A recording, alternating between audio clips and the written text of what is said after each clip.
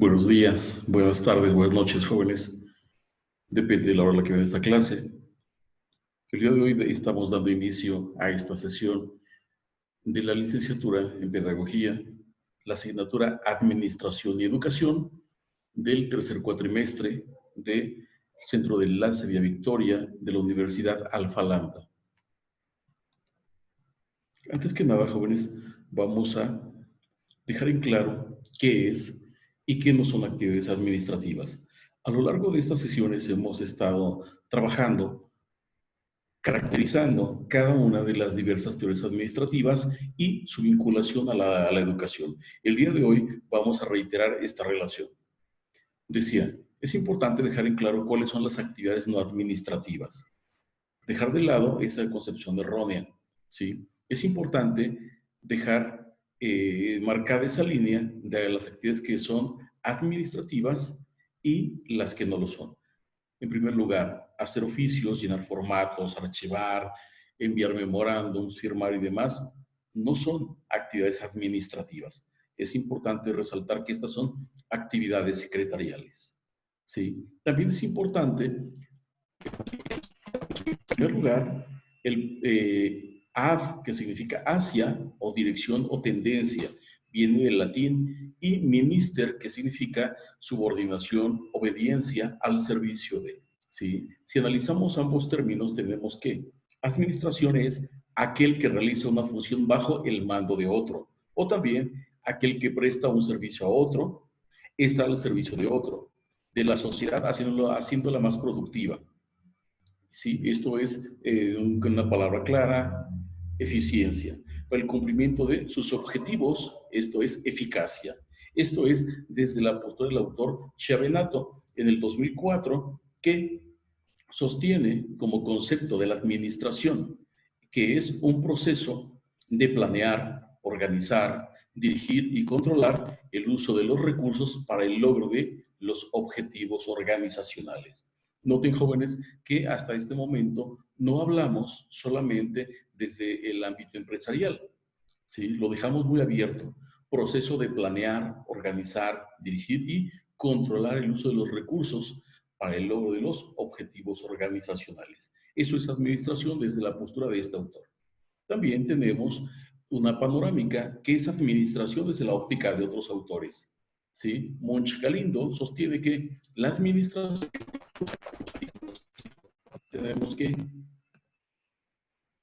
para George Terry, la administración consiste en lograr un objetivo predeterminado mediante el esfuerzo ajeno. George Terry.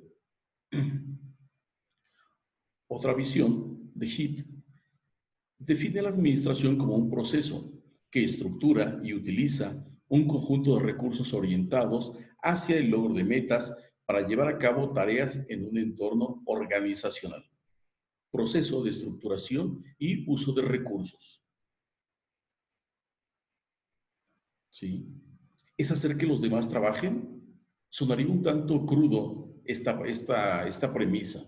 Más bien es asesorar, acompañar, motivar, inducir, liderar a los subalternos, si es que son recursos humanos, o también velar el uso de los demás recursos materiales de los que se dispongan para alcanzar determinados fines organizacionales. ¿Sí? Hablando de uso de eficiencia y eficacia, es importante resaltar que los gerentes realizan las actividades con estas dos características, eficiencia y eficacia. ¿Cuál es una y cuál es otra?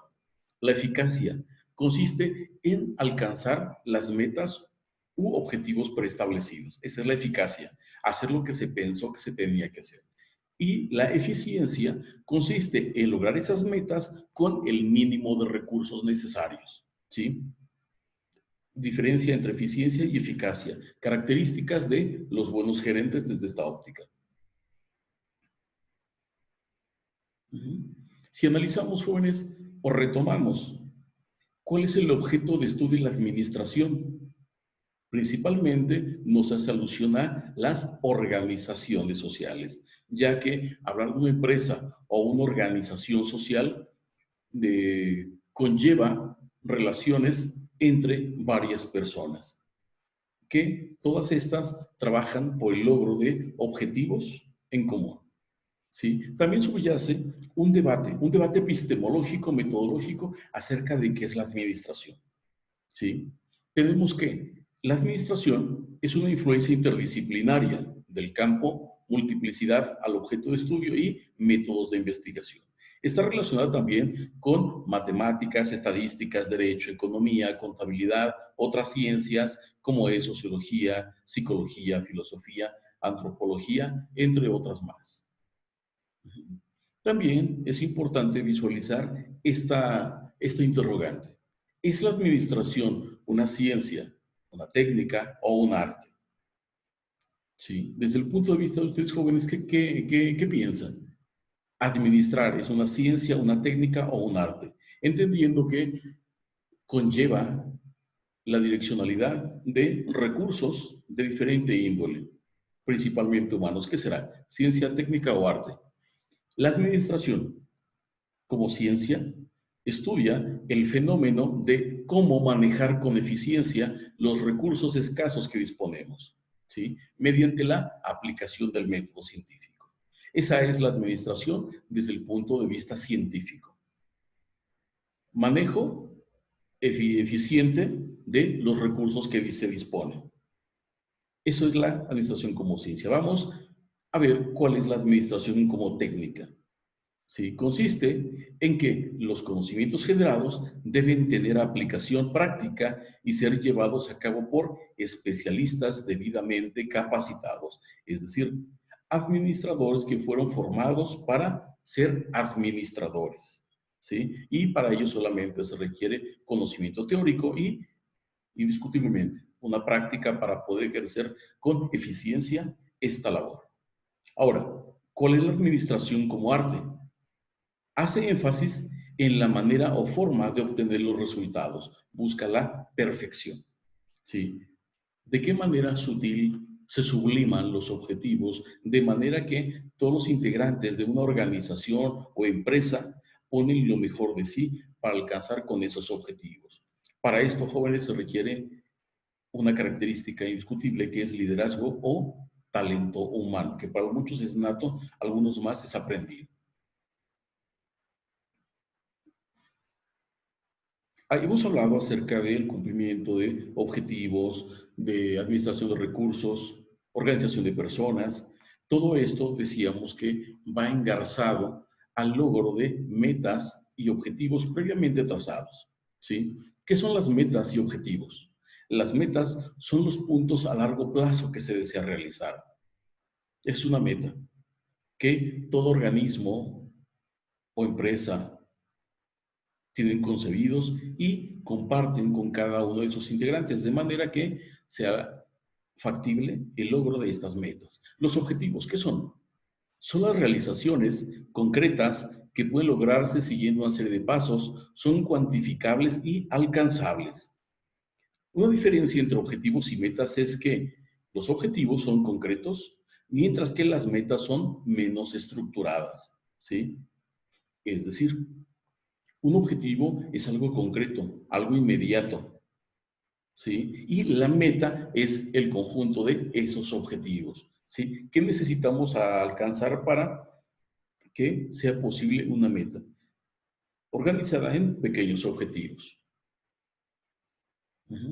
Ahora, hemos hablado acerca de la organización social, institucional o bien empresarial. ¿Pero qué es una organización? Vamos a establecer una diferencia entre administración y organización. ¿Sí? Según Henry Fayol, el padre de la administración clásica, la administración es un todo y un conjunto de procesos, del cual la organización es una de las partes, la cual es estática y limitada, ya que se requiere a la estructura y a la forma. A partir de esta diferenciación, la palabra organización tendrá dos acepciones, dos significados. ¿Cuáles son? Organización como entidad social y organización como función administrativa. Esa es desde la óptica de Henry Fayol. Ahora, desde la postura de Reyes Ponce, define la organización como la estructura de las relaciones que deben existir entre las funciones, niveles y actividades de los elementos materiales y humanos de un organismo social, con el fin de lograr su máxima eficiencia dentro de los planes y objetivos señalados. Desde esta óptica, una organización es un todo más importante que la suma de sus partes, donde cada una de ellas cumple de manera eficiente con una función de manera que se alcance el objetivo previamente señalado. Reyes Ponce.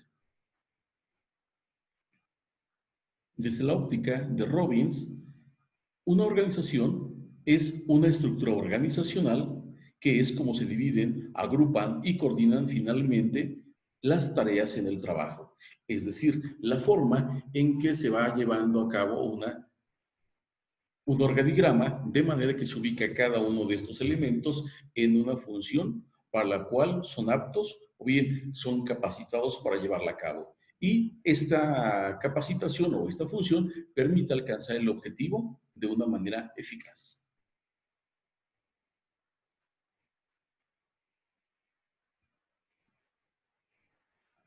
Sí.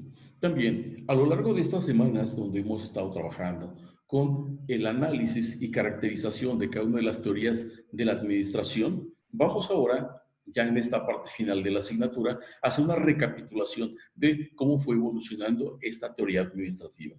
Antes de continuar, jóvenes, es importante retomar algo que se había mencionado en sesiones anteriores. No queremos decir, o no pretende su servidor dejar en claro que tal teoría es mejor que cual, sino más bien que cada teoría fue retomada por la que le sucedió con la intención de fortalecer o afianzar esas fortalezas y atender esas áreas de oportunidad. Es decir, se iban complementando o enriqueciendo una con otra antes de continuar con esta línea del tiempo. Vamos entonces que la primera teoría, ¿sí? La que trabajamos, la teoría de la administración científica, decía que el padre de esta teoría de la administración científica fue Henry Fayol, ¿sí? Tenía una visión claramente especificada que era que la mejor forma de organización es la que permite medir el esfuerzo individual. ¿Sí? Es decir, de qué manera cada elemento de esta organización aportaba lo necesario para el cumplimiento de un objetivo. De ahí, continuamos con la evolución de esta teoría administrativa y abordamos la administración clásica de Henry Fayol. Hablando de ella, la mejor organización está basada en una división de funciones que se dividen en subfunciones y procedimientos que al mismo tiempo son desarrolladas por uno o más puestos. Es decir, ir delegando ciertas funciones de manera que se tiene mayor alcance, mayor cobertura, si se ubica a una persona que supervise, acompañe el desarrollo de estas subfunciones, asegurando, pensando que de esta manera se aseguraba la eficiencia del proceso. Proceso administrativo, jóvenes. Hemos hablado también acerca de los elementos que subyacen al interior de este. Vamos a retomar qué es el proceso administrativo. Tenemos que es un proceso o un conjunto de pasos o etapas necesarios para llevar a cabo una actividad o lograr un objetivo. Ese es un proceso. Pero de manera concreta, ¿qué es un proceso administrativo? Es el conjunto de fases o etapas sucesivas a través de las cuales se efectúa la administración, mismas que se interrelacionan y forman un proceso integral. ¿Cuáles son esas etapas del proceso administrativo? En primer lugar, una planeación. ¿Sí? ¿Qué es la planeación? Es la determinación de los objetivos y elección de las estructuras o estrategias para lograrlos con base en la intervención y elaboración de un esquema detallado que habrá de realizarse en un futuro. Es decir, ¿qué queremos lograr? ¿Sí? ¿De qué manera lo vamos a lograr? Esa es la planeación. Primera etapa del proceso administrativo. Ustedes ya la conocen. Continuamos con ello. Siguiente fase del proceso administrativo es la organización. Ya supimos qué es lo que queremos lograr, cuándo, cómo, pero ahora es importante quién lo va a hacer. La organización es la segunda fase del proceso administrativo donde se determinan responsables. A través de ella, el sistema establece la división del trabajo y la estructura necesaria para su funcionamiento. Se establecen los niveles de autoridad y responsabilidad, se definen las funciones, los deberes y las dependencias de las personas o grupos de personas, quienes van a ser los encargados de materializar los objetivos que se propusieron en la primera etapa. Y llevamos dos al momento, planeación y organización. Esto nos conlleva a la tercera etapa, que es la dirección. Es una función administrativa que trata de influir en las personas de la organización para que, de forma voluntaria y con interés, contribuyan al logro de los objetivos de la empresa y de su unidad funcional. Dirección, motivación, liderar, convencer, ¿sí? De manera que los esfuerzos de cada uno de los integrantes de esta organización se predispongan para el logro o alcance de las metas y objetivos trazados en la primera etapa.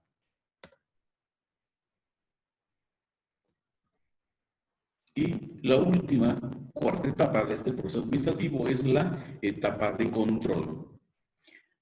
Tenemos que es una función administrativa que mide y evalúa el desempeño y toma la acción correctiva cuando se necesita, ¿sí? Aunado a la dirección, viene este proceso de asesoría, acompañamiento, monitoreo de cómo se están llevando a cabo las actividades que fueron delegadas en cada uno de los elementos, de manera que pueda motivar, evaluar o, si es necesario, aplicar una acción correctiva si es que se necesita, ¿sí? Tenemos que es un proceso esencialmente regulador, de manera que lo que se esté haciendo sea lo que fue de manera previa especificado. La aplicación de un control en las organizaciones busca atender dos finalidades principales, ¿sí? ¿Por qué se controla? ¿Por qué se motiva? ¿Se supervisa? ¿Se orienta? ¿Se acompaña en el desarrollo de un proceso? Puede ser para corregir fallas o errores existentes que es importante que se detecten durante el proceso, ¿sí? A manera que se puedan subsanar o reorientar.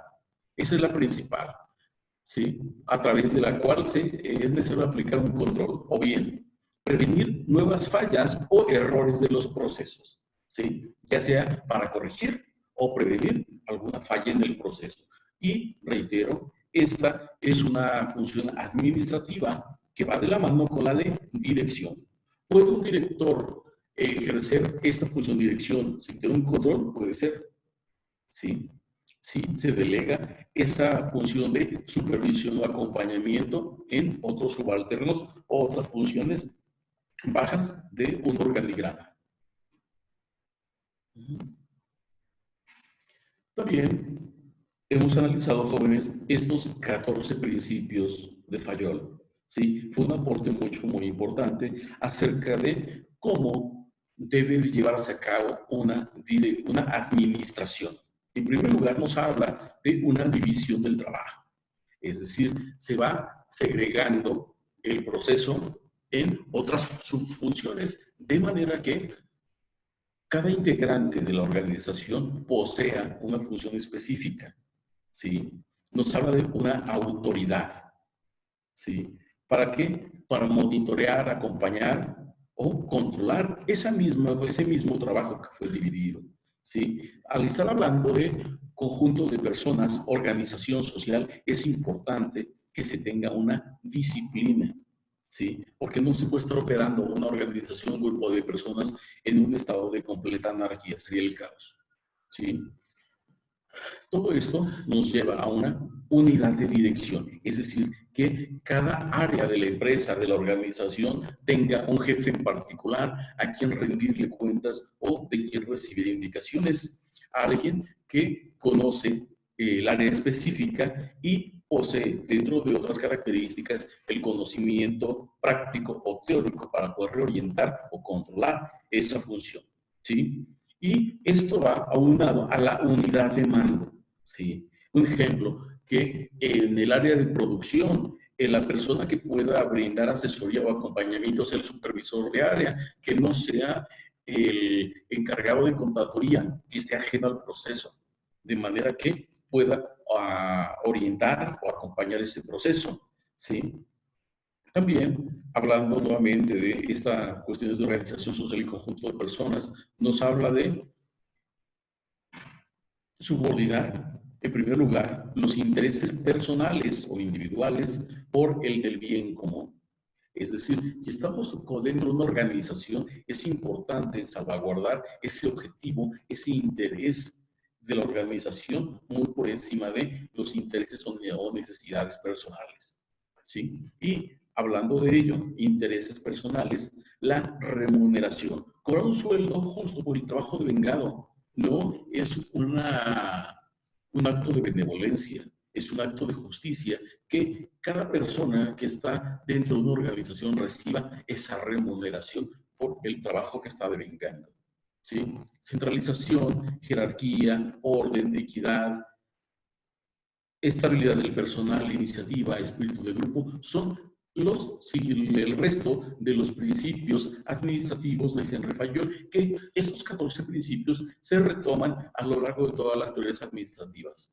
Porque, decía hace un momento, en un grupo de personas que trabajan por un bien común, ya sea en una manufactura o un servicio que se esté prestando en la organización, son como principios rectores, vamos, ¿sí? Hablando de la relación entre personas por un bien común, no tendría que haber la falta de estos 14 principios de dirección para poder orientar ese conjunto de personas. Sí. Ahora continuamos hablando acerca de las teorías administrativas. Ahora es momento de retomar la teoría de la burocracia de Max Weber, o Max Weber, como gusten llamarlo. Este autor a lo que hace mención es que la mejor organización es la que tiene reglas claras y racionales, decisiones impersonales y excelencia técnica de sus empleados y gestores. Para ello, este autor se apoya en la división del trabajo, de manera que se ubican por áreas, por aptitudes al personal, de manera que una área cumpla una función específica. El área que está a un lado está conformada por otros integrantes de la organización, cumple una función diferente y específica, de manera que no interfiera una con otra, pero sí se complementen por el bien de la organización.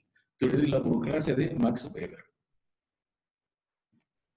Y con eso damos cabida a estas teorías humanistas de la administración. Teorías de las relaciones humanas de Elton Mayo, Follett y Maslow y MacGregor. En esencia, esta teoría de las relaciones humanas a lo que hace alusión, jóvenes, es que la mejor forma de organización es la que considera e integra a las personas que la hacen funcionar. ¿De qué manera? Preocupándose por ellos, de sus intereses, necesidades, ya sea laborales, de necesidades de capacitación, de actualización, o bien a través de estímulos, ¿sí? Estímulos por el alcance de las metas de la producción o alcanzar una meta en cuanto a ventas, y de esa manera se va motivando, de manera que ponen ese interés en cada una de las personas que integran esa organización. Teoría de las relaciones humanas de Elton Mayo. Y mencionaba esta palabra, motivación, que los trabajadores o integrantes de esa organización estén motivados para hacer su trabajo. Esta teoría bifactorial hace alusión, jóvenes, a dos factores. ¿Cuáles son? Factores motivadores, ¿sí? Y los factores higiénicos. ¿Cuáles son unos y cuáles son otros? ¿Sí? Los factores motivadores son aquellos que, cuando van bien, producen satisfacción. ¿Cuáles son?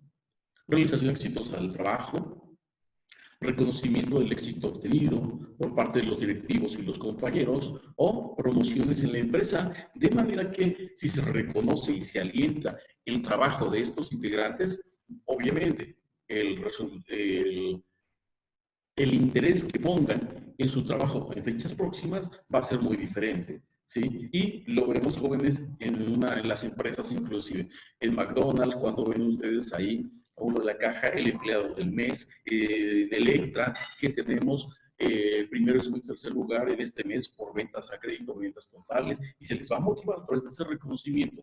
Si hablamos de ese reconocimiento educativo, creo que también hemos visto en las instituciones cuando se coloca el cuadro de honor y ponemos ahí primer lugar Eduardo Martínez Gutiérrez con un promedio de 8.2 en este trimestre o en este bimestre. Y de esa manera nos van motivando a los integrantes de una organización para predisponer lo mejor de nosotros y el cumplimiento de una función. Y esta función se relaciona con el objetivo de la empresa o de la organización. Pero así como hay factores que producen satisfacción, hay también factores que producen insatisfacción. ¿Cuáles son? Falta de responsabilidad, trabajo rutinario y aburrido, entre otros más. Cuando no encontramos un reconocimiento, que hacemos las cosas de manera mecánica, no nos motiva, causa tedio, aburrimiento y obviamente esto impacta en el logro o el desarrollo de una actividad. Pero hace un rato, cuando empezamos a hablar de esta teoría, les dije que había dos factores. Hablé de factores motivadores. Ahora, ¿cuáles son los otros factores? Factores higiénicos. ¿Sí? Factores higiénicos que producen satisfacción, ¿cuáles son? Un estatus elevado, incremento del salario, seguridad del trabajo, entre otros más. Y los factores higiénicos que cuando van mal producen insatisfacción son las malas relaciones interpersonales, un bajo salario, malas condiciones de trabajo, etc. ¿Sí? Aquí es importante retomar que no se hablar de higiénico no es a higiene o asepsia del espacio propiamente. Es decir, que yo esté trabajando en un espacio que esté barrido, trapeado, que huela bonito. No. Al hablar de higiene va en un sentido más amplio, higiene mental, que estemos trabajando en una empresa, en una organización, que lleguemos conscientes, que la desarrollemos con cierta vocación, por cierta convicción, por lo que estamos realizando, pero también por el salario que estamos recibiendo. ¿Sí? Si nos encontramos realizando una función para la cual no tenemos interés y nos pagan mal, pues obviamente mi desempeño va a ir en decadencia. Teoría bifactorial de Herzberg. Ahora, en contraparte, o de manera complementaria, tenemos la teoría de sistemas cooperativos, del autor Barnard. En 1938, este autor lo que propone es que, o la esencia de su teoría es que la mejor forma de organización es la que asegura la cooperación de los miembros que la conforman mediante un trato justo y beneficios recíprocos. ¿Sí? Y les decía hace un rato, teorías humanistas de la administración. ¿Sí? Un ejemplo, hablando de una organización empresarial. ¿Sí? Se me viene a la mente ahora, si la empresa para la que yo trabajo le fue muy bien durante todo el año, tuvo muchas ganancias, ¿sí? Sí, habla de esta cooperatividad, ¿sí? Un ejemplo de ello, jóvenes, que en el mes de marzo estas empresas realizan algo que se llama reparto de utilidades, de manera que si a la empresa le fue bien, termina repartiendo entre sus integrantes parte de esas ganancias. Un ejemplo, ¿sí? Que los beneficios sean recíprocos. Hacia allá va. Teoría de los sistemas cooperativos, o bien también se relaciona con la teoría del desarrollo organizacional. Hablaba hace un rato acerca de la teoría de sistemas, que fue propuesta por este autor Bertalanffy en 1940, casi la mitad del siglo XX. Este autor concibe que la mejor forma de organización es la que coordina armónicamente los diferentes subsistemas que definen el sistema organizacional.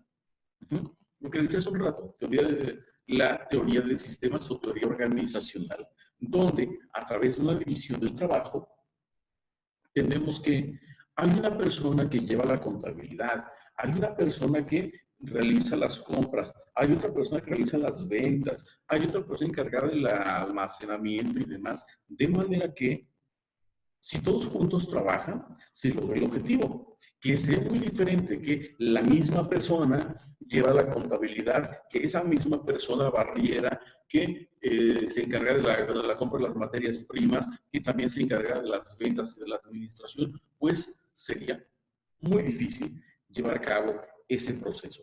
Razón por la cual se va dividiendo el trabajo apegándonos a uno de los 14 principios de la administración propuestos por Henry Fayol. ¿Sí? No quiere decir que el área de ventas, de compras, de administración, de contabilidad sean sistemas aislados, vamos.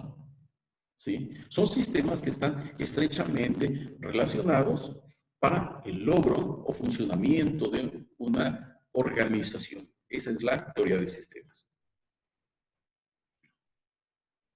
¿Sí? Ahora, ya de manera concreta, hablando de administración educativa, jóvenes, cada vez que caracterizábamos una de estas teorías, su servidor lo que hacía era dar la esencia de la teoría desde el ámbito administrativo, empresarial, pero también complementarlo con la aplicación de cada una de esas teorías en el ámbito educativo. Eso nos lleva a precisar qué es la administración educativa, que es el título de esta presentación, de esta clase que estamos trabajando el día de hoy. La administración educativa es la parte de la administración general encargada del quehacer educativo. Se dice que los principales factores de la administración son tres: los humanos, estructurales y los económicos. Administración educativa, es decir, organizar, coordinar, dirigir los recursos materiales, estructurales, económicos, de infraestructura, todo ello para un servicio que están ofertando cada una de estas instituciones, que es la educativa. Esa es la administración educativa. El objeto de estudio de esta organización educativa, ¿sí?, es analizar la influencia de las teorías administrativas, como lo hemos estado trabajando ya en todas estas sesiones, y la relación con las ciencias de la educación, pero también con otras disciplinas, ya que hablar de educación, jóvenes, no consiste solamente en hablar de pedagogía y psicología. Nos demanda también voltear la mirada a filosofía, axiología, economía, historia, biología, entre otras disciplinas, ¿sí?, para resaltar cuáles son los componentes de una organización educativa. ¿Sí? Obviamente, un proyecto educativo, tipo de sociedad y sistema económico y político, ¿sí?, es decir, una política educativa. ¿Qué es lo que se pretende formar? ¿Cuándo? ¿Con qué intención? ¿Con qué recursos? ¿Sí? De manera concreta, un currículo. ¿Qué es lo que se va a trabajar en el ámbito educativo? También mucho, muy importante, ¿con qué lo vamos a sustentar? Modelos o paradigmas educativos puestos en práctica, ¿sí? ¿De qué manera se va a llevar a cabo ese currículo? Humanista, conductista, constructivista, competencial, ¿sí? Ese es el enfoque de ese paradigma o de ese modelo educativo. También mucho, muy importante hablar de organización, una infraestructura general. ¿En dónde se va a trabajar? ¿Dónde va a llevar a cabo sus actividades esta organización? En una infraestructura, ¿sí? Y hemos hablado de recursos materiales, decíamos que recursos humanos, ¿sí? Y si reconocemos los recursos humanos presentes en una organización educativa, es importante reconocer que es el educador, maestro, agente de transformación social, gestor educativo, profesor, como gusten llamarlo, y también la contraparte, la parte complementaria, vamos, el educando, docente, alumno, escolar, ¿sí? Uno que enseña, otro que aprende, y también otros que ayudan a esa formación integral que es la familia. Y no podemos dejar de lado la participación de otros actores sociales, ¿sí? Ya que no solamente se educa o se enseña o se instruye en la escuela, también la sociedad, la familia, la comunidad también educa o maleduca, en este caso a los alumnos o a los discentes, componentes de una organización educativa. ¿Cuál es el propósito de esta administración educativa? Hablábamos acerca de la materialización de metas u objetivos de una manera eficiente y eficaz. Si hablamos de administración educativa, ¿cuál es el propósito? Poner al servicio del alumno y del maestro todos los recursos disponibles de la institución. Eso es administración educativa. ¿Pero de qué manera va a ser esto? A través de sistemas y procesos para alcanzar esos objetivos, con una finalidad muy clara, que es crear y favorecer a los alumnos las mejores experiencias de aprendizaje posibles. Esa es la finalidad, que los educandos construyan sus saberes de una manera significativa o a través de una experiencia, de manera que se está evidenciando aquí cuál sería el enfoque de una organización educativa. ¿Sí? Todo esto, jóvenes, a través de un proceso sustentable y permanente que ayude a la satisfacción personal y profesional del docente, así como al desarrollo de la organización. Proceso educativo, ¿sí? Si lo vemos en palabras concretas. Y para ir terminando ya esta presentación, jóvenes, es necesario, ¿sí? Así como en algún momento de cada una de las sesiones hablábamos de la puesta en común de una autoridad administrativa en un aspecto empresarial y en un plano educativo, es necesario también poner de manifiesto cuáles son las diferencias entre una empresa y una institución educativa. Aunque a simple vista podamos verlas, ya las tengamos claras, es necesario traerlas a colación. ¿Sí? Una empresa, de manera concreta, lo que busca es lograr ganancias económicas de un bien o servicio. Es decir, tener una ganancia por un servicio o un producto que está ofertando, nada más. Una institución educativa lo que busca es algo más amplio. Sí, en primer lugar, si vemos una institución educativa pública, lo tomamos literal, satisfacer las necesidades ideológicas de conocimientos, de desarrollo tecnológico e investigación, ¿sí? Formar cognitivamente a nuevas generaciones. Pero si fuera una escuela privada, ¿sí? Vale la pena hacer una reclasificación, porque una empresa entonces ser una institución educativa. Y lo que esta empresa que quisiera hacer en primer lugar, satisfacer esas necesidades cognitivas, pero también obtener ganancias. Y no estamos diciendo que sea algo aberrado o algo que esté alejado de la realidad. En esta realidad en la que estamos ahora inmersos, tenemos escuelas del sector público y también del sector privado. Estas escuelas del sector privado indiscutiblemente son empresas jóvenes. ¿Sí?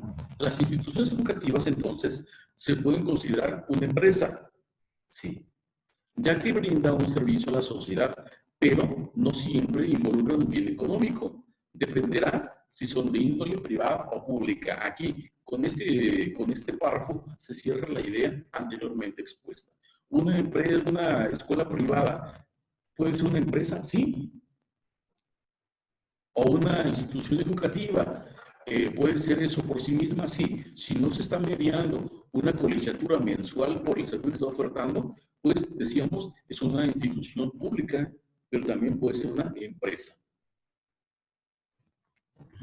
Y eso, jóvenes, nos lleva a una función de manera particular que se desarrolla en estas instituciones educativas, que es la gerencia educativa, a dirección, como gusten llamarla, ¿sí? Es un cargo que ocupa el director de una empresa o institución educativa, el cual tiene dentro de sus múltiples funciones representar a la sociedad frente a terceros y coordinar todos los recursos a través del proceso de planeación, organización, dirección y control a fin de lograr los objetivos establecidos, ¿sí?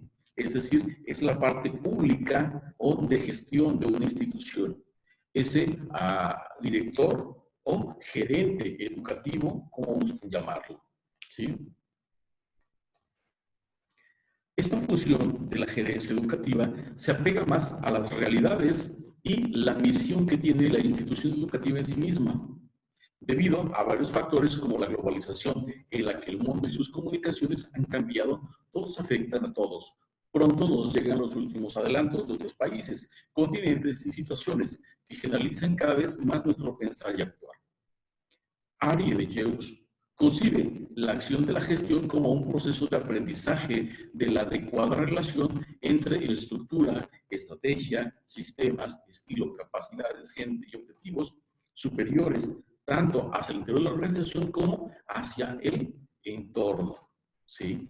Es decir, jóvenes, esta función de gestión educativa tiene que responder, en primer lugar, dice esta diapositiva, a diversos factores como la globalización, es decir, a esas demandas de la sociedad,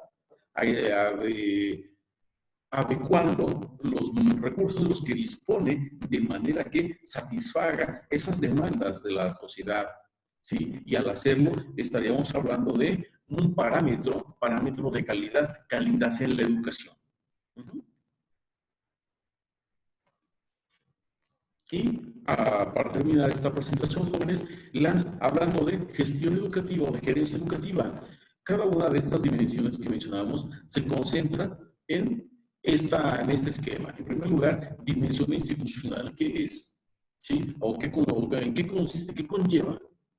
¿Sí? La creación de un reglamento interno, de un organigrama, establecer manual de funciones y procedimientos, canales de comunicación, uso de tiempos y espacios, ¿sí? Dimensión institucional, cómo funciona esa institución. Y también dimensión administrativa, de qué presupuesto se dispone, de qué manera se van llegando a otros recursos, la distribución de los tiempos, jornadas de trabajo docentes, administrativas, servicio, etc. Otra parte muy importante, hablando de gerencia educativa, jóvenes, es la dimensión pedagógica. Orientación educativa, enfoque de evaluación, actualización del docente, relación con estudiantes, ¿sí? El análisis o la ejecución de los planes y programas. Y por último, dimensión comunitaria, la relación con los padres y madres de familia, proyectos de integración social y demás. Es decir, para terminar, jóvenes, estas dimensiones son algunas de las áreas donde el director o el gestor o el gerente educativo tiene que tener los ojos puestos desde la institución. ¿Cómo está funcionando? Ajá. ¿De qué manera se llevan a cabo los procesos? ¿Sí? ¿Quién está haciendo qué? La administración, la dimensión pedagógica, ¿cómo se está enseñando? ¿Cómo se está evaluando? ¿Sí? ¿Se están cumpliendo los planes y programas? Y la dimensión comunitaria, alentar los comités de apoyo de manera que sea eso, un comité de apoyo a la educación y sus actividades, sus acciones permitan o coadyuven principalmente al logro de las metas y objetivos propuestos, no solamente a principio de año, ¿sí? Sino que estos objetivos son susceptibles a analizarse, a reorientarse, ya sea bimestralmente, trimestralmente o semestralmente, de manera que cuando se acabe el ciclo escolar no se tenga solamente un corte, es decir, que para llegar a esa valoración del objetivo se cumplió, no tengamos un referente inmediato, que sea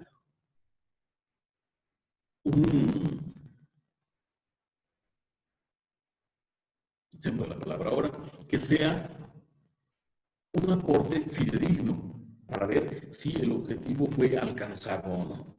¿Sí? Eso, jóvenes, es la administración educativa y la relación de las teorías administrativas con el ámbito educativo. ¿Sí? Estas teorías administrativas las estamos caracterizando, reitero, a lo largo de las diferentes sesiones de esta asignatura. En esta ocasión lo que nos demanda solamente es ya de manera práctica precisar cuál es la relación de la administración y la educación, ¿sí? Para ello, pues ya hemos, reitero, trabajado anteriormente caracterizando cada una de estas teorías y la aplicación de cada una de ellas al ámbito educativo. Esto es solamente el cierre del trabajo que se ha estado realizando dentro de esta asignatura de Administración y Educación dentro de el Centro de Enlace Villa Victoria de la Universidad Alfa Lambda en el tercer cuatrimestre de la licenciatura en Pedagogía.